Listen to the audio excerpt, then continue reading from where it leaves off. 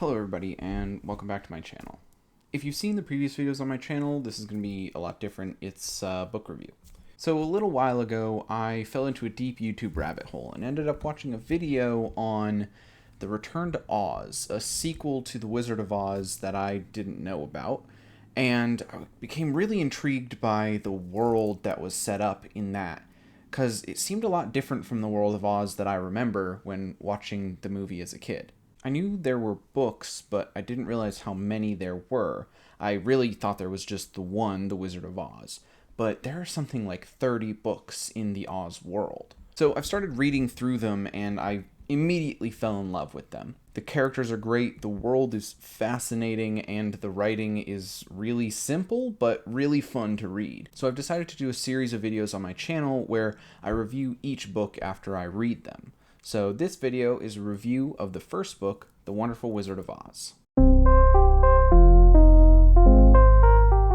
Now this book was originally published in May of 1900 and was written by L. Frank Baum and illustrated by W. W. Denslow. If you've never read the book but you've seen the movie, the book follows mostly similar plot beats, but varies pretty drastically in most places. The story opens with Dorothy Gale, a little girl living in Kansas, who, along with her house and her dog Toto, are teleported to a strange world called Oz.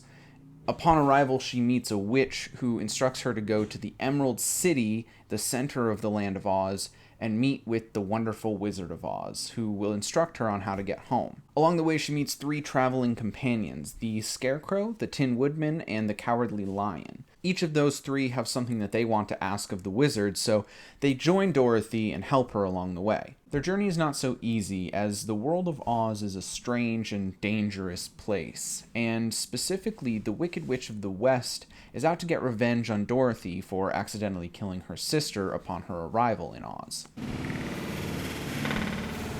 Quick spoiler warning for some of the smaller plot points in both the book and the movie from here on out. There will be a section later where I give another spoiler warning for really major spoilers as I compare events in the book to events in the movie, and I couldn't really figure out a way to do that without some really serious spoilers. So if you don't want any major spoilers, stop watching once I give that second warning. Now, the story itself is clearly intended for children, but it really holds your attention as an adult very well. If you've ever read something like the Grimm Fairy Tales or Alice's Adventures in Wonderland, then you'll probably like this book too.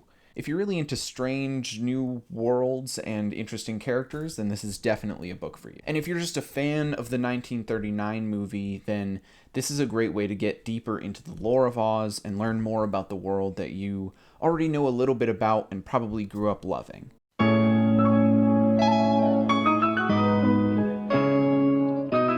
Dorothy is a great main character. Her age is never specified, but she's often referred to as a young girl or a child, so most people acknowledge her as about 11 years old. Now, despite her young age, she actually faces the troubles and dangers of Oz very well, despite knowing nothing about the land.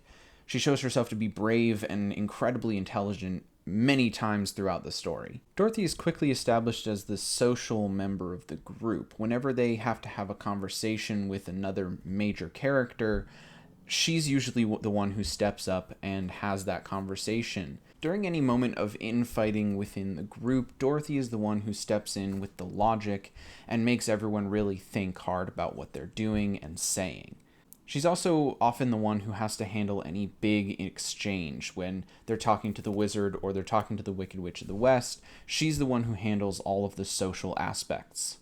She's an incredibly intelligent and likable main character with understandable and realistic motives. All she really wants to do is go home, and she's pretty much willing to do anything to do that, including traversing this new and scary land that she's found herself in. She's also used as the moral compass of the story very often, even though sometimes the morality of the story is a little iffy. Like when they're sent to literally assassinate the Wicked Witch.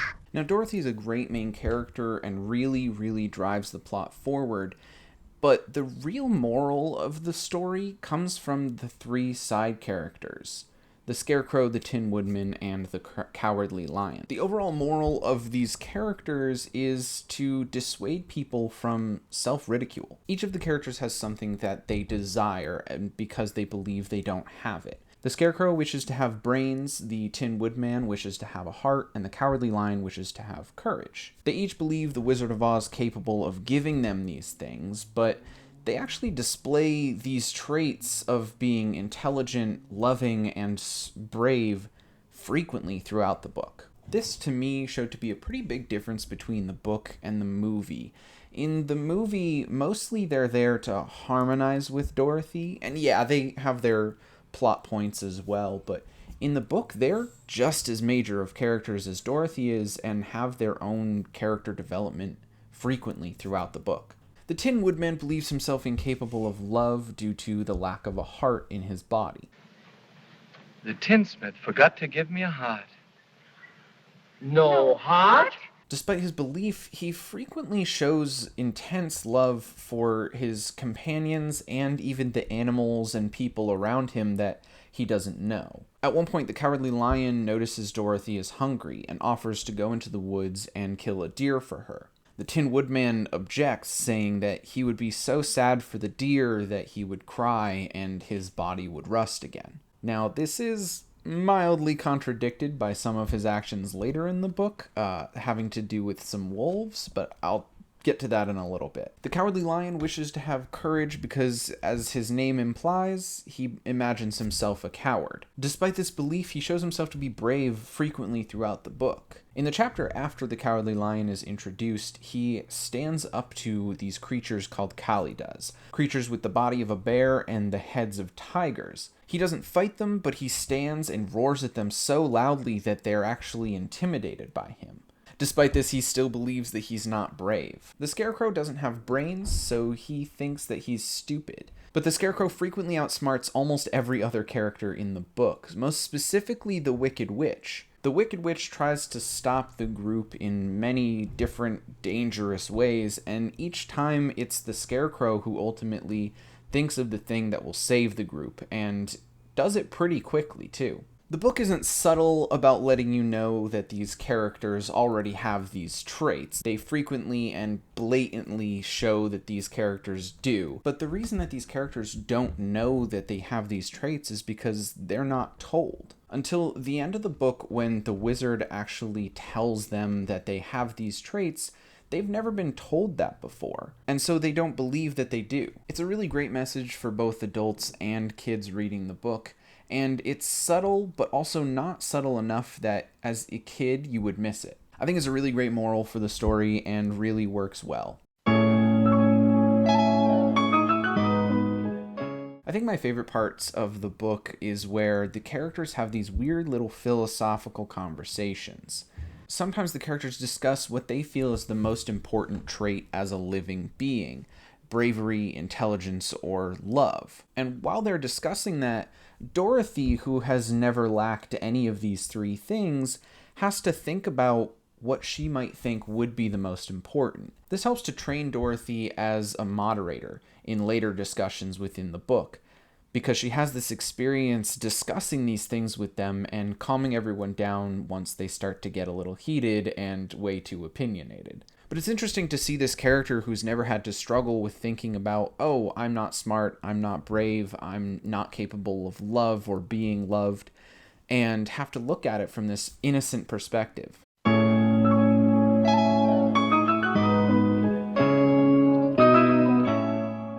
The world of Oz is really strange, but it is within our planet of Earth. The only thing separating Oz from the rest of the world is noted as a vast desert that is said to be impossible to traverse in almost any form. The only reason Dorothy can get across it is because the tornado lifts her and her house up and brings her along. The world building within the story is really interesting because most of the parts that they put in about the world are very relevant, but sometimes there are little plot points thrown in that don't really have any relevance to the overall story, but do build this world a little bit more. There's a part late in the book where they're attacked by these creatures who can shoot their heads out like bullets and retract them. And it has a little bit of a plot relevance, but mostly just as an obstacle in the late game. But it does help build this world of, though we've been through an entire story and met so many weird and strange things, we still don't know everything that's happening in the Land of Oz. At one point in the book, Dorothy and company end up in a porcelain village. Every person and building is made out of porcelain.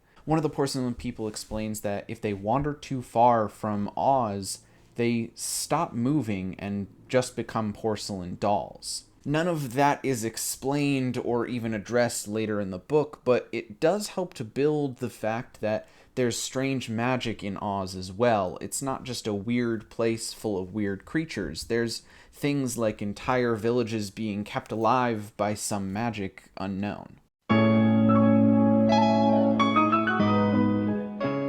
It was really fun and interesting picking up this book for the first time and thinking I was going to know everything about the world and the story, but getting a lot more than I was expecting. If you've seen the movie and you loved it or even just liked it a little bit, I heavily suggest that you read this book. It is fantastic and a great read. If you haven't seen the movie, I suggest you watch it and read the book, because it's a great story. One final note before I go into a comparison between the movie and the book. The book is darker than the movie. The movie is a musical and it's very lighthearted. It does have its weird bits and strange, dark, creepy flying monkey men, but the book is a lot darker because it has all of that stuff and more. There are actually times throughout the book where I thought to myself, I know these characters aren't going to die because it's a children's book and I know how the story goes, but I think one of these characters might die. There are very dark elements of the book that are not in the movie, such as the decapitation of some animals and slavery. Slavery is in the movie a little bit, but it's mostly just hinted at. This is very clearly enslaving of an entire race of people. It's viewed as bad and not okay, but it is in the book. Now, some really major spoiler warnings from here on out. What I'm going to be doing is talking about the things in the book that are different from the movie that might not be obvious, such as the book obviously isn't a musical. Like I mentioned just a moment ago, the book is much darker than the movie is. At one point, the witch sends a pack of wolves to attack the group. When the wolves arrive after being ordered to tear apart the group, the Tin Woodman takes his axe and decapitates every single wolf in the group. This is what I was talking about earlier, where sometimes his love for animals is a little skewed, but they were in mortal danger, so. Next, she sends a bunch of birds to peck out their eyes, and the Scarecrow takes each bird and wrings its neck until it's dead. And finally, she sends a swarm of bees, which all end up stinging the Tin Woodman, and because they've stung something, they die. This is all over the course of, I believe, just one chapter, and probably the most excessive of the violence in the book, but definitely not some of the darkest stuff in the book. Now, the violence is described, although the wording isn't too intense. At one point, some creatures fall into a ravine, and it's quoted that they are dashed to pieces. So L. Frank Baum was pretty subtle about the way he killed a bunch of characters, but he still does it. Now, the movie actually takes out a bunch of characters or changes them a lot. There's a character that saves them from the poppy fields that make them go to sleep called the Mouse Queen, who is relevant not only in this book, but in future books as well. They also change up the flying monkeys. In the movie, they're just kind of mindless servants of the Wicked Witch. In the book, they have a reason for serving her, and Dorothy even has a full conversation with one of them, where she learns their entire backstory. Speaking of backstories, the Tin Woodman has one of the strangest and upsetting backstories of any character in a book ever. Despite this, he's really not given any sort of explanation or backstory for his existence in the movie. He's just a Tin Woodman. Similarly, the Cowardly Lion and the Scarecrow have backstories as well, but they're not as interesting as the Tin Woodman's. There are also a lot of little differences between the two, such as the ruby slippers being silver, and the Scarecrow and the Tin Man never even meet the Wicked Witch in the book. Or like the fact that the Wizard of Oz contracts them to kill the Wicked Witch, not just take her broom. There's one pretty big difference that seems small at first, but lends itself to the furthering of the stories as the books go on.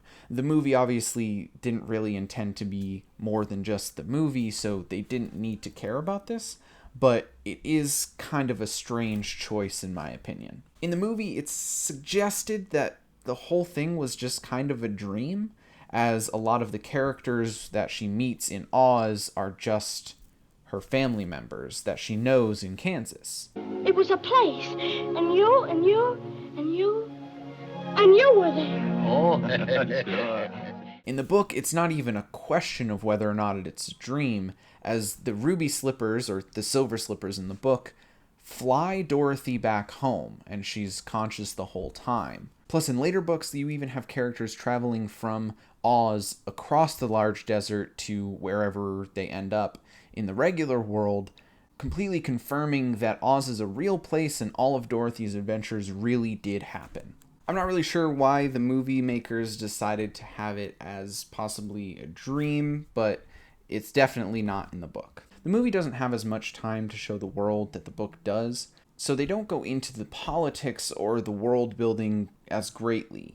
This leads to entire races of characters just being completely cut out from the movie. And by that I mean literally half the population of Oz is not even acknowledged.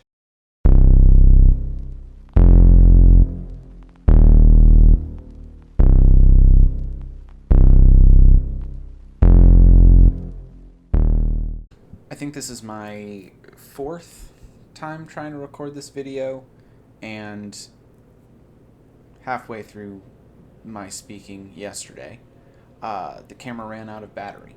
So this is another attempt to finish up the video, hence the clothing change and the lack of books right here. And I could see the camera blinking and about to die. So essentially, the point of the entire video is to say, really, really please read the book.